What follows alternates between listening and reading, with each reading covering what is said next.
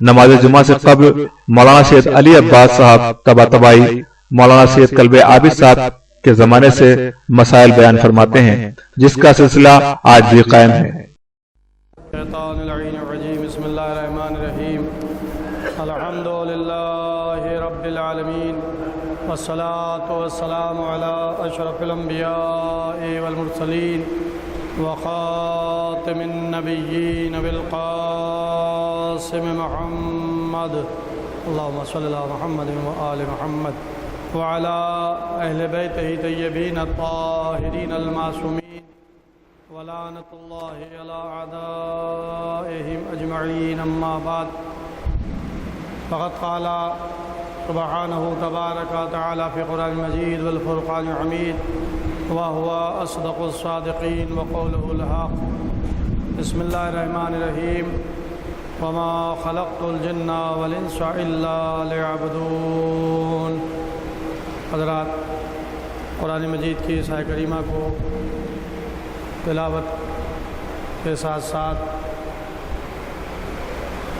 عبادت کے بارے میں عرض کر رہا ہوں۔ قرآن نے جو کلام الہی ہے، اس میں بالکل صاف صاف یہ اعلان کیا کہ وما خلقت الجن والانس، اور ہماری خلق کرنے کی غرض اور خلقت جنوں کی اور انسانوں کی نہیں ہے سوائے اس کے الا لیعبدون، کہ وہ ہماری عبادت کریں، بندگی کریں۔ اب بندگی کا انداز الگ الگ ہے، سلیقہ الگ الگ ہے۔ یہ نماز بہترین طریقہ بندگی ہے، روزہ یہ اس کی عبادت اور اس کی بندگی، حج اس کی بندگی کا نام ہے، اپنے مال سے زکوٰۃ ادا کرنا، خمس کا نکالنا، کار خیر امور خیر میں خرچ کرنا، یہ اس کی بندگی ہے۔ اسی کے ساتھ ساتھ ہر وہ عمل جو اللہ کی خوشنودی کا سبب ہو، اللہ کی خوشنودی کا ذریعہ ہو، وہ عمل عبادت قرار پائے گا۔ اس لیے کہ اگر صرف ہم نماز، روزہ، حج، زکوٰۃ، خمس، جہاد، امر بالمعروف نہی عن المنکر ہی کو عبادت سمجھ لیں گے، بس یہ عبادت ہے، تو ان کے لیے وقت، جگہ، ان سب چیزوں کا تعین ہے، اور یہ ہر لمحے، ہر وقت جو ہے یہ انجام نہیں پاتی ہیں، چاہے وہ نماز ہو، چاہے وہ روزہ ہو، چاہے وہ حج ہو، عبادتیں ہیں یہ، اور بہترین عمل ہے اللہ کی بندگی کا، لیکن پورے طور سے ہماری زندگی پر یہ حاوی نہیں ہے۔ مثلا نماز ہم شب و روز میں 17 رکعت پڑھتے ہیں، 5 وقت کی نماز جو واجب ہے، یا جن کو توفیق ہوئی اور انہوں نے مستحب نمازوں کو بھی پڑھنا شروع کیا تو 17 رکعت سے تعداد بڑھی تو 34 رکعت اور اس میں پلس ہو گئی، شامل ہو گئی، اس طرح سے 51 رکعت نماز شب و روز میں ہو گئی۔ تو ظاہر ہے کہ شب و روز میں 51 رکعت نماز 24 گھنٹوں پر محیط نہیں ہے، باقی اوقات بچتے ہیں۔ اسی طرح سے روزہ یہ صرف ماہ صیام میں واجب ہے، 1 ماہ، اور اس کے علاوہ جو روزے ہیں وہ مستحب ہیں بعض مواقع پر۔ اسی طرح سے فریض حج، تو حج بھی ہر ایک پر واجب نہیں، اس کے لیے بھی شرائط، اس کے لیے بھی مستطیع ہونا خاص شرط، اور بھی شرائط ہیں فریض حج کے لیے، اور وہ بھی زندگی میں 1 مرتبہ واجب۔ تو اس طرح سے یہ ساری چیزیں ہمارے سامنے ہیں، لیکن اب خداوند عالم ہماری زندگی، یہ پوری زندگی، پورے طور سے اب انسان کی زندگی جو ہے یہ اللہ کی بندگی میں صرف ہو۔ صبح سے لے کر رات تک اب ظاہر ہے کہ شریعت نے چھوٹی چھوٹی چیزیں بتائی ہیں، اگر آپ ان چیزوں کو اپنے ورد اپنی زندگی میں شامل کر لیں تو ظاہر ہے کہ اللہ کی اطاعت ہوتی رہے گی، اللہ کی بندگی ہوتی رہے گی۔ مثلا شب میں وضو کر کے سونا، اب ظاہر ہے کہ وضو یہ عبادات کے لیے ہے، نماز پڑھنے چلے وضو، طہارت قرآن مجید کی تلاوت کے لیے چلے طہارت کر لی، وضو کر لیا تاکہ اگر قرآن مجید کے حروف پر ہاتھ لگے تو باوضو ہو، اس لیے کہ قرآن مجید کے حروف کا اپنے بدن اپنے جسم کے کسی بھی حصے سے مس کرنا بغیر وضو کے حرام ہے۔ اگر کوئی شخص تلاوت قرآن کر رہے ہیں اور باوضو نہیں ہے تو ان کو اس بات کی احتیاط کرنا چاہیے کہ جلد میں ہاتھ لگ جائے، حاشیے پر ہاتھ لگے، لیکن قرآن مجید کے حروف سے ہاتھ مس نہ ہو، اور صرف ہاتھ ہی نہیں بلکہ جسم کا کوئی حصہ بغیر وضو کے قرآن مجید کے حروف سے مس ہونا یہ حرام ہے۔ لہذا بہتر ہے کہ تلاوت قرآن کرتے وقت بھی باوضو ہو کر تلاوت قرآن مجید کی جائے۔ نمازوں کے لیے وضو کیا جاتا ہے۔ اب آپ کہیں گے تو وضو جو ہے یہ سونے کے وقت، سونا جو ہے یہ خود مبطلات وضو ہے، یعنی اگر آپ باوضو ہیں، نماز کے لیے آپ نے وضو کیا تو کچھ چیزیں وضو کو باطل کر دیتی ہیں، مثلا پیشاب، پاخانہ، ریا کا خارج ہونا، عقل کا زائل ہو جانا، بے ہوش ہو جانا اور سو جانا۔ اب ظاہر ہے کہ باوضو آپ بیٹھے ہوئے ہیں، نماز پڑھنے آئے ہیں، اکثر یہ دیکھا ہے کہ لوگوں کو اونگ آنے لگتی ہے۔ آپ نے دیکھا ہوگا کہ ایک دم سے جھٹکا لے لیا، گر گئے دہنی طرف یا بائیں طرف۔ اب اگر کوئی شخص اس طرح سے صفوں میں بیٹھا ہوا ہے، نماز کے لیے وضو کر کے بھی آیا ہے اور اسے اونگ آ گئی، نیند آ گئی، تو اس کا وضو جو ہے یہ باطل ہو جائے گا۔ نماز پڑھنے کے لیے اسے پھر سے وضو کرنا پڑے گا۔ اب یہاں پر ایک شرط ہے وضو کے نہ باطل ہونے کی، وہ شرط کیا ہے کہ نیند میں ایک ہے اونگ آنا اور ایک ہے کانوں تک آوازوں کا بھی نہ آنا، یعنی ایسی نیند کہ آنکھیں بھی بند ہوں اور کانوں میں آوازیں بھی نہ جا رہی ہوں، یعنی مکمل طور سے اگر نیند کا غلبہ آ جائے، نیند کا غلبہ ہو جائے تو یہ وضو کو باطل کر دیتی ہے نیند۔ لیکن اگر آپ کی آنکھیں بند ہیں، کانوں میں صدائیں آ رہی ہیں، کانوں میں آوازیں آ رہی ہیں، تو صرف آنکھیں بند ہیں اور جھونکا بھی آ گیا لیکن کانوں میں مسلسل آوازیں آتی رہیں، اگر ایسی کنڈیشن میں آپ ہیں کہ آپ کانوں تک آوازیں پہنچ رہی ہیں لیکن صرف اونگ آ گئی ہلکے سے، تو اگر اونگ صرف آئی ہے لیکن آوازیں کانوں تک مسلسل پہنچتی رہیں تو ایسی حالت میں وضو باطل نہیں ہوگا۔ لیکن اگر آنکھ اور کان دونوں پر نیند غالب آ جائے تو وضو باطل ہو جائے گا۔ اگر آپ وضو کر کے بیٹھے بھی ہیں تو پھر نماز پڑھنے کے لیے پھر سے آپ دوبارہ وضو کریں۔ یہ تو نماز کے لیے ہے حکم، لیکن احادیث میں شب میں سونے سے پہلے وضو کا کرنا یہ مستحب ہے، اور یہاں تک کہ روایتوں میں آیا ہے کہ اگر آپ باوضو ہو کر سوئیں گے تو آپ کا رات بھر کا سونا بھی عبادت میں شمار کیا جائے گا۔ اب ظاہر ہے کہ اس میں تعجب کی بات نہیں ہے، اس لیے کہ جب ہم نے ماہ صیام کے متعلق फजीलत की अहादीस को देखा तो वहाँ पर पैगंबर सल्लल्लाहु अलैहि वसल्लम के खुतबे में एक जुमला मिला जो पैगंबर सल्लल्लाहु अलैहि वसल्लम इस्तक़बाल माह रमज़ान में खुतबा इरशाद फरमाते थे। उसमें एक फ़िक्रा मिला।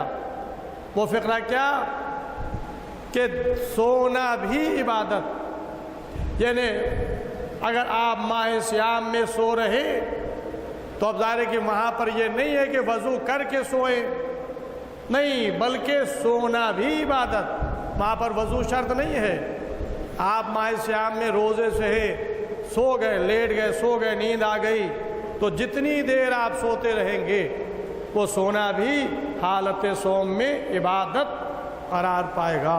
तो अजीज़ो, जब हालत सोम में सो जाना इबादत है तो अगर वज़ू करके सोएं और वो इबादत करार पाए तो इसमें कौन सी ताज्जुब की बात है। तो लिहाजा छोटा सा अमल है, अगर आप सोने से पहले बावज़ू हो जाएं और उसके बाद सोएं तो खुदावंद आलम वो सोना भी आपका इबादत में शुमार करेगा।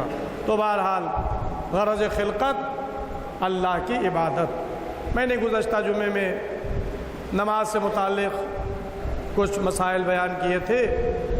मैं चाहता हूँ आज फिर मज़ीद उसी की कुछ तफसीलात आपके सामने बयान करूँ।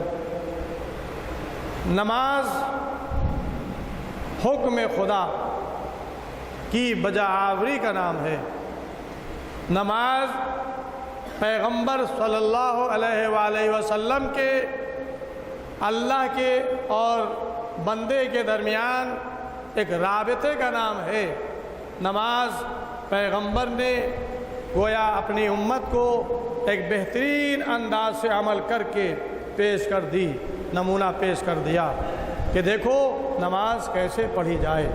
लिहाजा नमाज में कुछ वाजिबात हैं, नमाज में कुछ मुस्तहब्बात हैं, लेकिन अजीज़ों ये भी ख्याल रहे कि नमाज वो इबादत है कि जिससे पहले और भी बहुत सी चीज़ें हैं। मुक़द्दिमात नमाज जो कहलाती है, उसके लिए तहारत, लिबास का पाक होना, लिबास का गज़बी ना होना, जगह का पाक होना, जगह का गज़बी ना होना, वो पानी, वो ज़र्फ़ जिसमें पानी है, वज़ू किया जा रहा है, पानी भी गज़बी ना हो, वो ज़र्फ़ जिसमें पानी है वो भी गज़बी हो, नजिस ना हो, यानी ये सारी चीज़ें नमाज के लिए की शराइत में से है। लिहाजा इन चीज़ों का हमें नमाजी, एक नमाज गुज़ार को नमाज पढ़ने से पहले इन चीज़ों का भी ख्याल रखना चाहिए।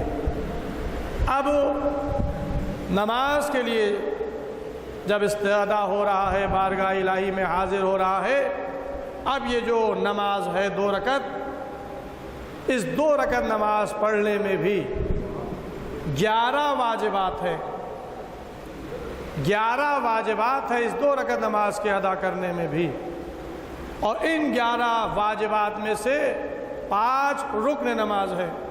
मैं गुज़श्ता जुमे में अर्ज़ कर चुका कि 11 वाजिबात में से 5 रुकनी है, रुक्न नमाज, और 6 गैर रुकन है। तो ये 5 रुकन और 6 गैर रुकन मिलाकर ये 11 वाजिबात नमाज। अब मैं जल्दी से आपके सामने उन 11 को बयान कर दूं। सबसे पहले नियत, फिर है तकबीरतुल इहराम, क़याम, ज़िक्र, क़िरात, ज़िक्र, क़याम मुत्तसिल ब रुकू, रुकू, दोनों सजदे। अब उसके बाद है तशहुद, सलाम, तरतीब और मवालात, यानी जिस तरतीब से नमाज बताई गई है उसी तरतीब से पढ़ना, ये वाजिबात नमाज में है। और अज्ज़ाए नमाज को पै दर पै बजा लाना, इसको कहते हैं मवालात, ये भी वाजिबात नमाज में है। तो लिहाजा ये 11 वाजिबात नमाज है।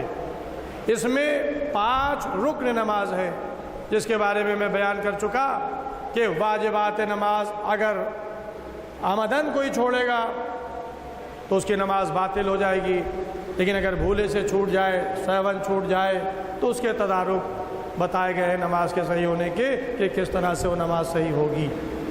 لیکن رکن نماز بغیر کسی شرط کے، رکن نماز اگر کوئی شخص جان بوجھ کر کے یا بھولے سے چھوڑ دے تو اس کی نماز باطل ہو جائے گی، جس کو میں بیان کر چکا ہوں، پھر تکرار کر رہا ہوں۔ نیت، یہ سب سے پہلے نماز میں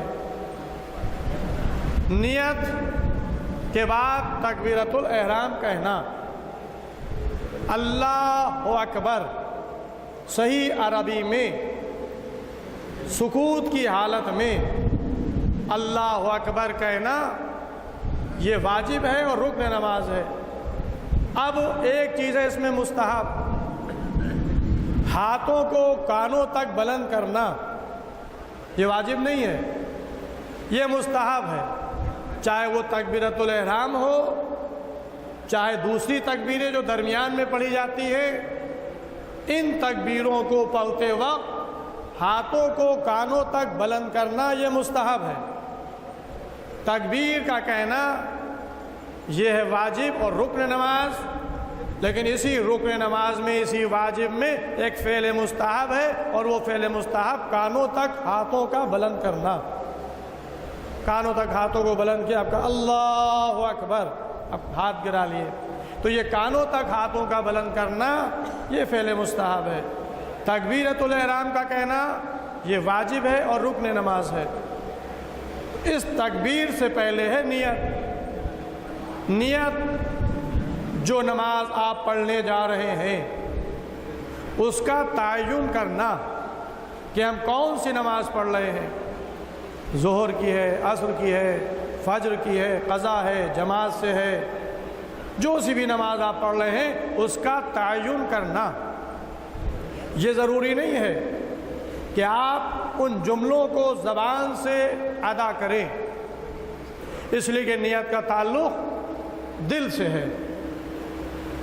نماز کی نیت اس کا تعلق دل سے ہے، لیکن اس کا تعین کرنا یہ اس کا نام ہے نیت۔ یہ عمل جو آپ بجا لا رہے ہیں یہ ہے قربتاً الی اللہ، قربتاً الی اللہ نہیں ہے۔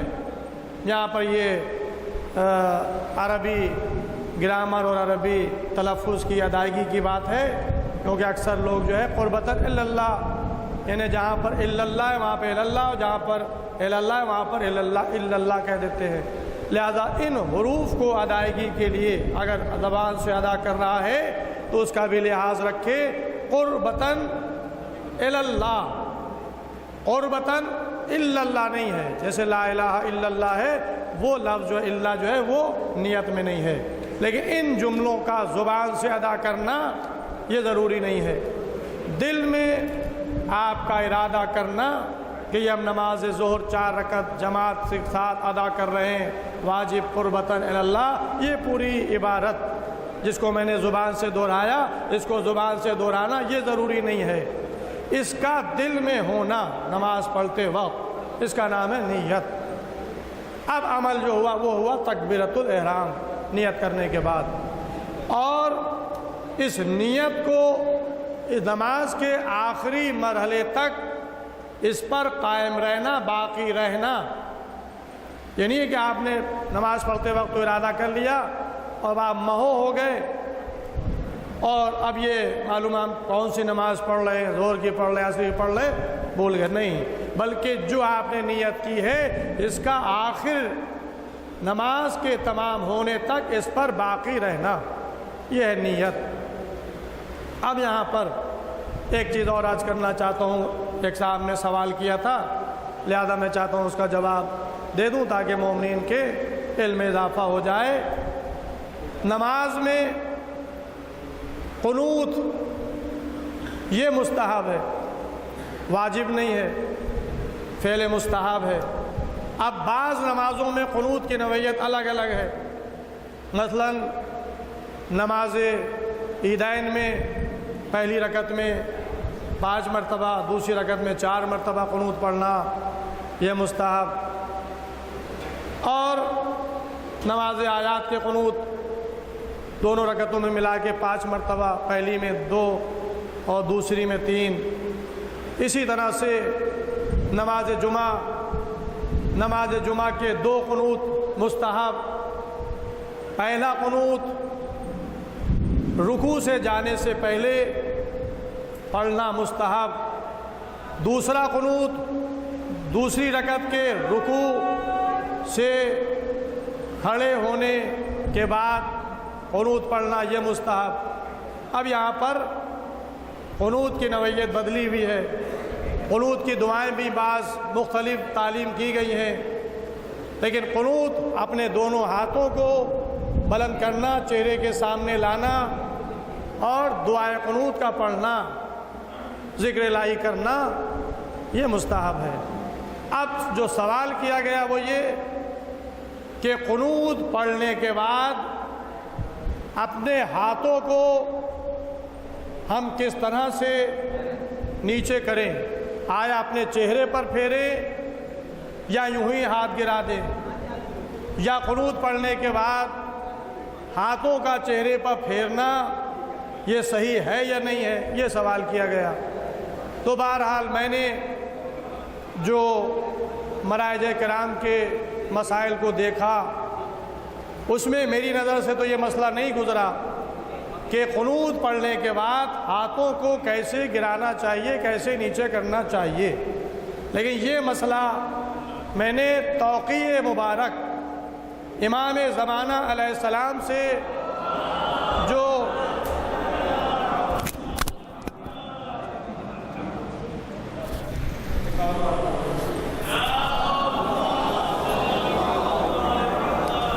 امام زمانہ علیہ السلام سے جو مختلف مواقع پر سوالات کیے گئے ہیں، کوشچن کیے گئے ہیں، پوچھا گیا ہے، اس میں ایک مسئلہ یہ بھی ہے جو میری نگاہ سے گزرا۔ کوکب در مقصود فوق بالگرامی نے جو ائمہ کا سلسلہ سیرت کا لکھا ہے، اس میں جو ان کی آخری جلد ہے جس کا نام ہے کوکب دری، جس کا نام ہے در مقصود، اس در مقصود میں انہوں نے امام کی توقیع مبارک جو مختلف جوابات آئے ہیں اس کا ذکر کیا ہے۔ اس میں ایک سوال یہ کیا گیا امام سے کہ قنوت پڑھنے کے بعد ہم اپنے ہاتھوں کو کس طرح سے نیچے گرائیں، تو امام نے اس کے جواب میں یہ فرمایا کہ اگر واجب نماز ہے تو قنوت پڑھنے کے بعد اپنے ہاتھ سینے پر پھیرتے ہوئے نیچے کو گرائیں، اور اگر مستحب نماز ہے تو اپنے ہاتھوں کو چہرے پر پھیرتے ہوئے نیچے گرائیں۔ یہ جواب امام علیہ السلام نے دیا ہے جو میری نظر سے گزرا، لہذا میں نے آپ کے سامنے اس جواب کو، اس مسئلے کو امام کے حوالے سے اور کتاب کے حوالے سے بیان کر دیا۔ تو بس عزیزوں، چاہے وہ نماز ہو، چاہے وہ روزہ ہو، چاہے وہ فریض حج ہو، چاہے زندگی کے دوسرے معاملات ہوں، علم کا حاصل کرنا، جاننا یہ ہر ایک مومن کے لیے، ہر مسلمان کے لیے ضروری ہے، اور اسی لیے آپ احادیث کو دیکھیں کہ پیغمبر نے علم کو حاصل کرنا بھی ایک فریضہ قرار دیا۔ اطلب العلم فریضۃ علی کل مسلم والمسلمہ، علم کا طلب کرنا، اطلب العلم، علم کا طلب کرنا، یعنی امام نے یہ گویا رسول نے یہ بتا دیا کہ دیکھو علم کو مانگنے میں جھجک محسوس نہ کرنا، علم کو مانگنے میں، طلب کرنے میں ہچکچاہٹ محسوس نہ کرنا، بلکہ تم پر واجب ہے کہ علم کو طلب کرو۔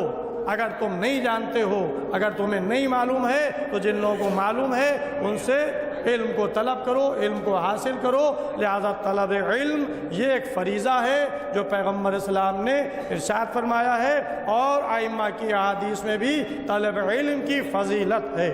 بہرحال آئیے بارگاہ الہی میں دعا کریں کہ خداوند عالم ہمیں دینی امور اور قرآن فہمی عطا فرما، ہمیں احادیث ائمہ کا علم عطا فرما، ہمیں اعمال صالح کرنے کی توفیق عنایت فرما، ہمیں معصیت الہی سے بچنے کی توفیق عنایت فرما۔ جو لوگ بیمار ان کو شفا کامل عطا فرما، جو لوگ قرضدار ان کو بارِ قرض سے عطا فرما، جو لوگ بے روزگار ان کو روزگار عطا فرما، جو لوگ مسافروں ساتھ خیریت کے اپنے اپنے وطنوں کو واپس پلٹے، جو مومنین قید میں ان کو رہائی ہو، مقامات مقدسہ کی حفاظت فرما، ہمارے زمانے کے امام کے ظہور میں تعجیل فرما، ہم لوگ کا شمار امام کے ناصر مددگاروں میں فرما۔